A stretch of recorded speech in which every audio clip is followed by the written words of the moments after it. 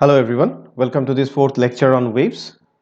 So far we have covered already the introduction, transverse longitudinal wave, displacement relation we have understood, and we have also understood the speed of a traveling wave.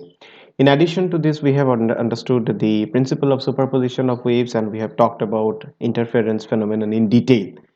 Now today we will try to understand one more example of superposition of waves, which is called stationary waves. How exactly? Now by now we have understood all those kinds of waves which move from one point to another in a particular direction. But today we will talk about certain kinds of waves which are generated but they do not travel in any direction. Means the wave is fixed in a particular location. That's a very interesting phenomenon. And this kind of wave can be generated by the superposition of two harmonic waves which are traveling in opposite direction. All right.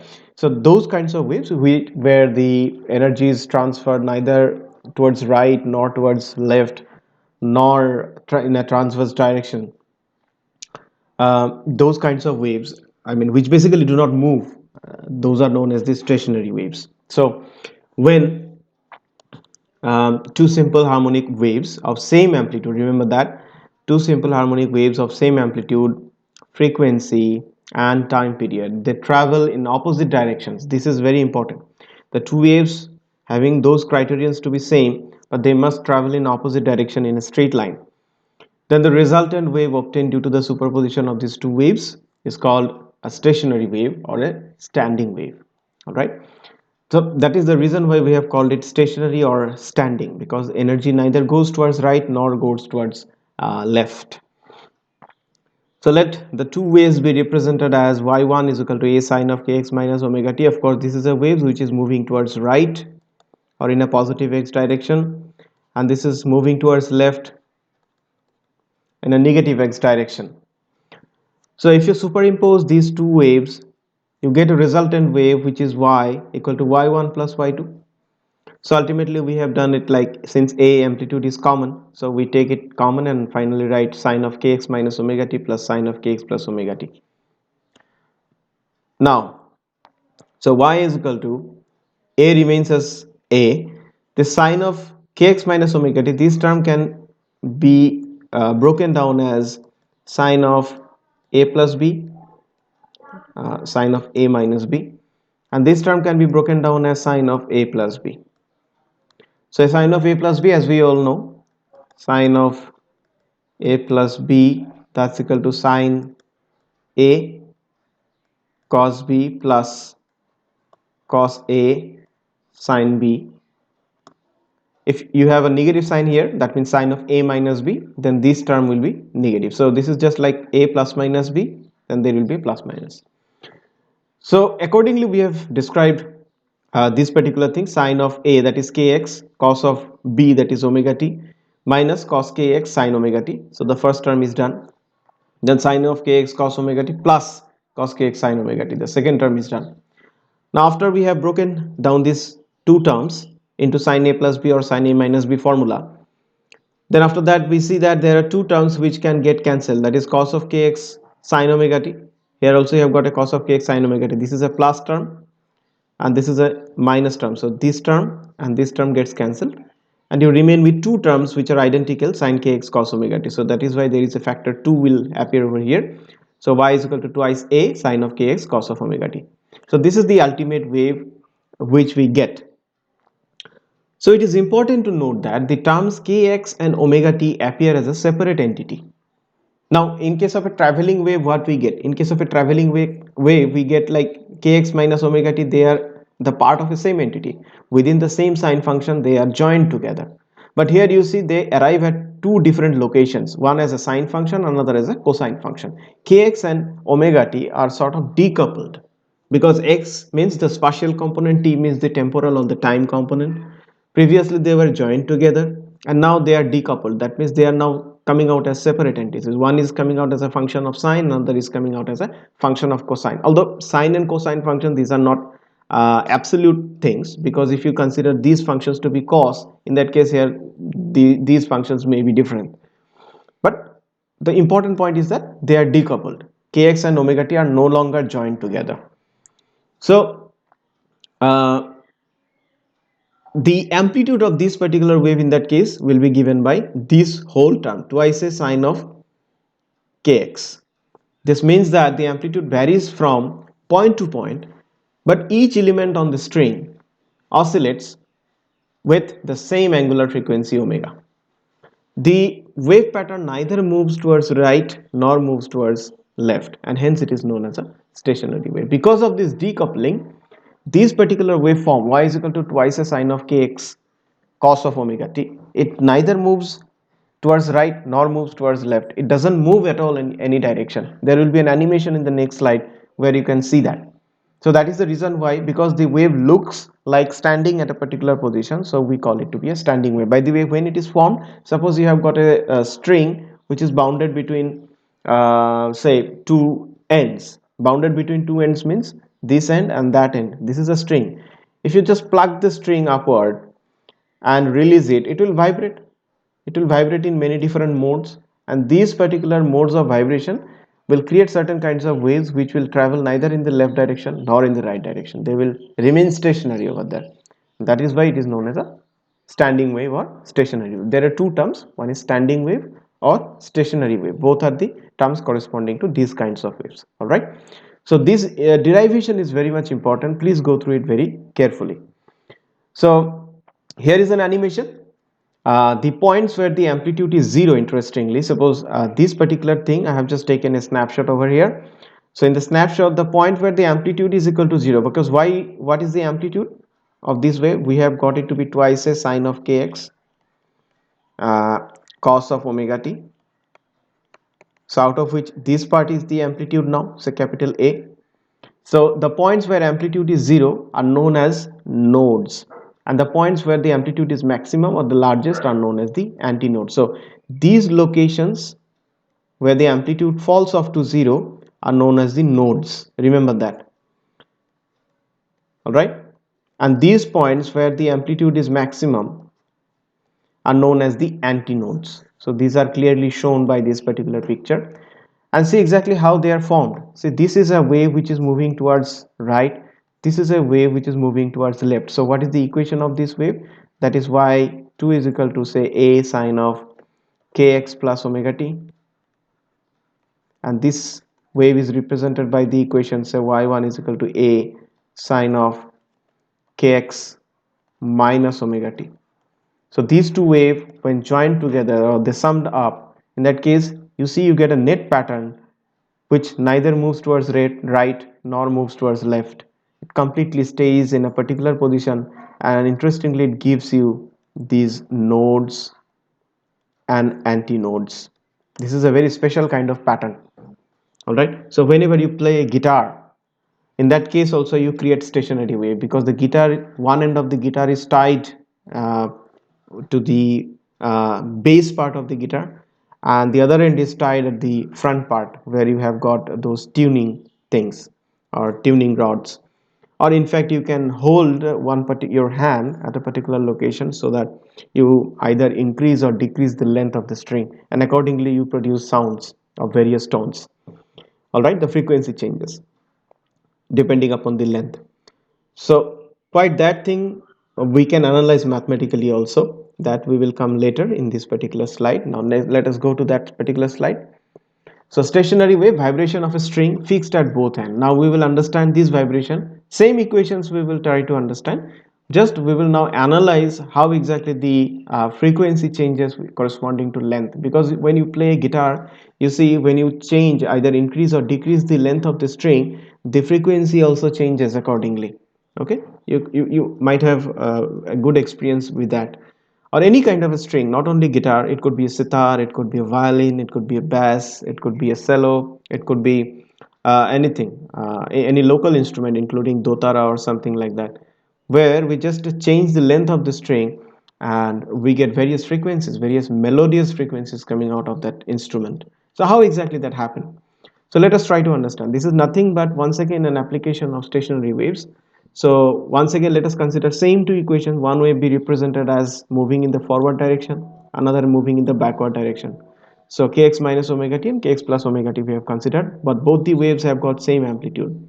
So once again let us superimpose those two waves.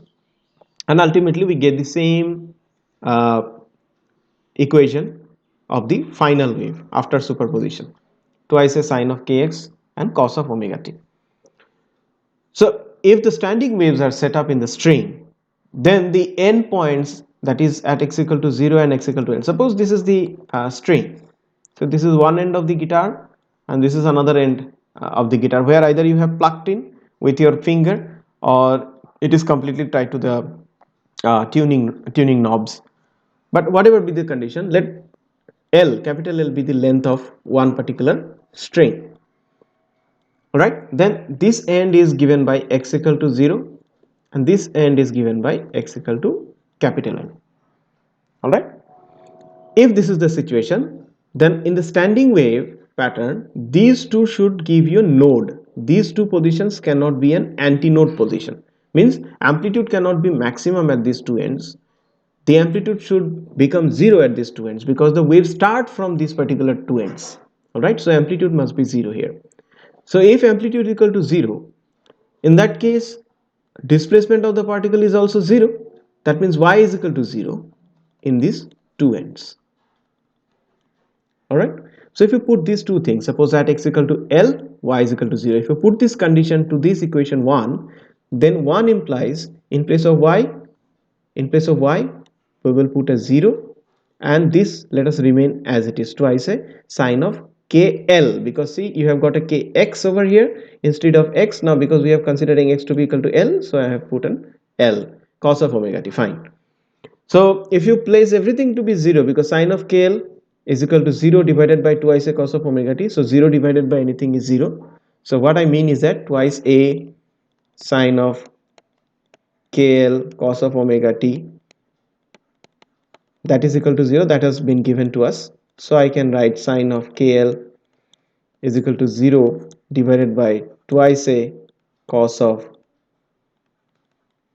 omega t, means this term and these two terms. So 0 divided by anything is equal to 0. So sine of kl equal to uh, sine of kl equal to 0. So that's what I have written over here, sine of kl to be is equal to 0. If sine of kl equal to 0, now let me understand what is the meaning of this sine of kl equal to 0. What I can write about it, I can also write to be sine of kl to be is equal to n pi, where n has got a value of 1, 2, 3, 4 and etc. It will go up to infinity. So why it is like that? It is like that because if n's value is 1, in that case, once again, if you remember that circle I always keep on drawing, this side is cos, this side is sine, this is the circle, then this part is 0, this is pi. So in this case sine's value is what? Sine happens to be in the y-axis, so this is an x-axis, so sine's value must be 0. So go back 0, then twice pi. So what is sine of twice pi? 0. What is sine of thrice pi? 0. What is sine of 4 pi? 0. So for all values of n, the sine of kl will be equal to 0. Okay, so the points where sine's value is 0, those are nothing but the points of n pi. Alright, so I can write sine of kl equal to 0. That means, sorry, there is a slight mistake. Sine of kl equal to 0, that means kl is equal to n pi. Okay, here please do not write sine of kl equal to 0. So here which implies kl is equal to n pi, it should have been like that, and where n is equal to 1, 2, 3 etc. Please rectify this particular thing. All right, so sine of kl equal to 0, that implies kl equal to n pi. So if kl equal to n pi, what is l? L is equal to n pi by k. From here it is once again correct. So L is equal to n pi by k, which implies L is equal to n pi by k. Now what is k? K is the wave vector and that is equal to twice pi by lambda. Already we know that. So I have directly imparted that particular thing. So pi gets cancelled.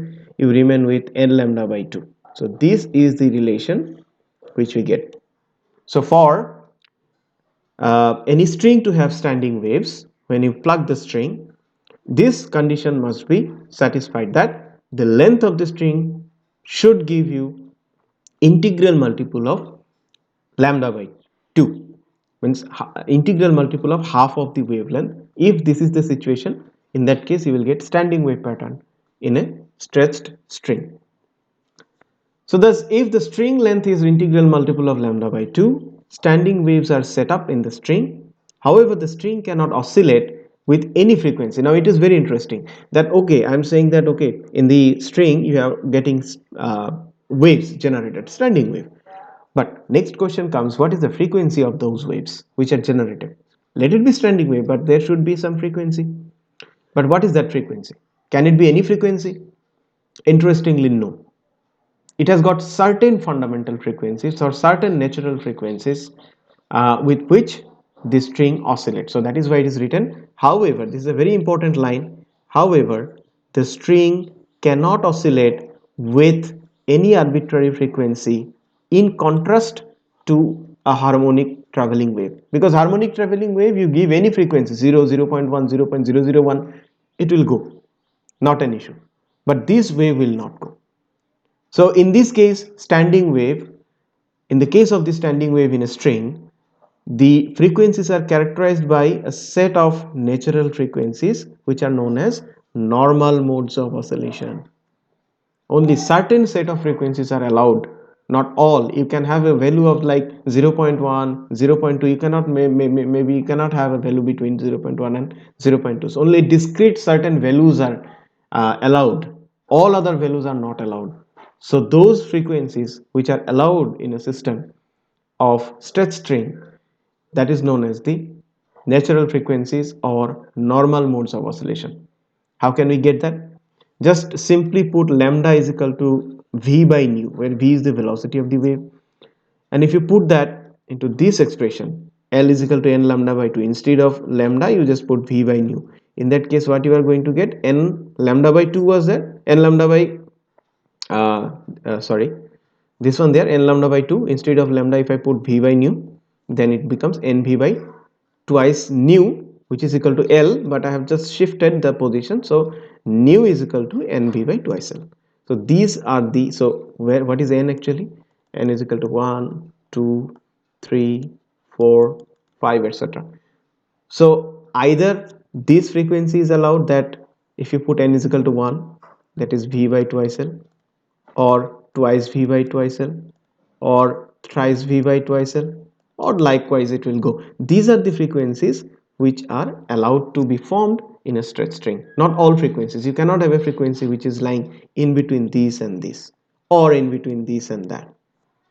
That is not allowed. Only these frequencies are allowed, and the string will vibrate either with this frequency or with this or as a combination of these frequencies. So the lowest possible frequency, that means this, for which n is equal to 1, is known as the fundamental mode or first harmonic. Okay, so this is known as fundamental mode or first harmonic, and it is given by nu naught, that is equal to v by twice L. This is also known as fundamental frequency. The other natural frequencies with which the string can vibrate are given by nu1 is equal to twice nu naught, thrice nu naught, 4 nu naught, and so on. Why twice nu naught? Because see, v by twice L, that is equal to nu naught. So in place of this I can write twice into nu naught, thrice into nu naught, like that. Alright. So these are known as the overtones or higher harmonics. So for example, this is known as the first harmonic, twice v by twice L will be known as second harmonic, thrice v by twice L will be known as third harmonic. Likewise, if it goes like nv by twice L, it will be known as nth harmonic. Okay, nth harmonic or n minus 1 overtone. All right, so this is how we generate the frequencies, or these are the natural or normal frequencies generated in a stretched string. Stretched string means the spelling is like this: stretched string. The string cannot be loose, it must be stretched. All right, just like a guitar, because in a guitar you cannot play guitar with a loose string, it must be having a special tie up. All right, it should be tied nicely, then only you can play nice sounds. So once again, let us consider the same equation, like y is equal to twice a sine of uh, kx cos of omega t. That was the final equation of standing wave. In place of kx, because k is equal to, now we know that is n pi by l, so put it over here so that you get n pi x by l, rest everything remains same. So for n is equal to 1, you put 1 over here, you get pi x by l, done. If x equal to l by 2, so by choosing n is equal to 1, we mean that this is, yeah, fundamental mode, fundamental mode or fundamental frequency. So for the fundamental frequency, if x is equal to L by 2, that means at a position x, which is half of the string length, then you have y is equal to twice a sine of pi by 2 into cos of omega t. But sine of pi by 2 is equal to 1, because sine 90, pi by 2 means 90, sine 90 degree equal to 1. So y is equal to twice a cos of omega t. So the amplitude is thus the maximum, that is twice a. Therefore, for the fundamental mode, the maximum amplitude is obtained at the half of the length of the string, and this has been represented in the side figure. So here we have represented a few harmonics.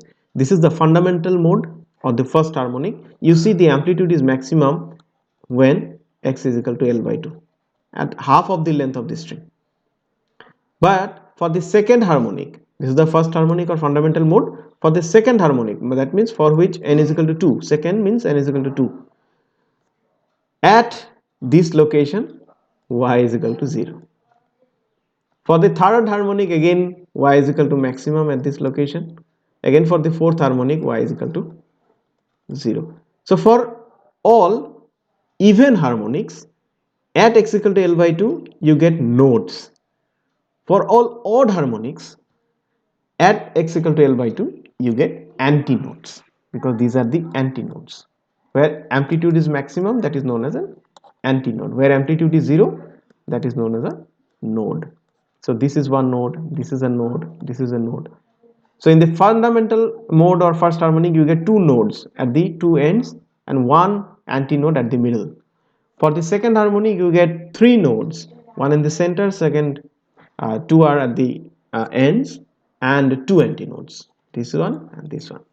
And likewise, it has been shown up to sixth harmonic. All right. So this is the complete details of how exactly a stationary wave is formed, and how we can analyze or how we can extract the fundamental frequencies of vibration in a stretch string. The theory remains the same, whether it is a stretch string or you play a flute. All right, many times we play flute.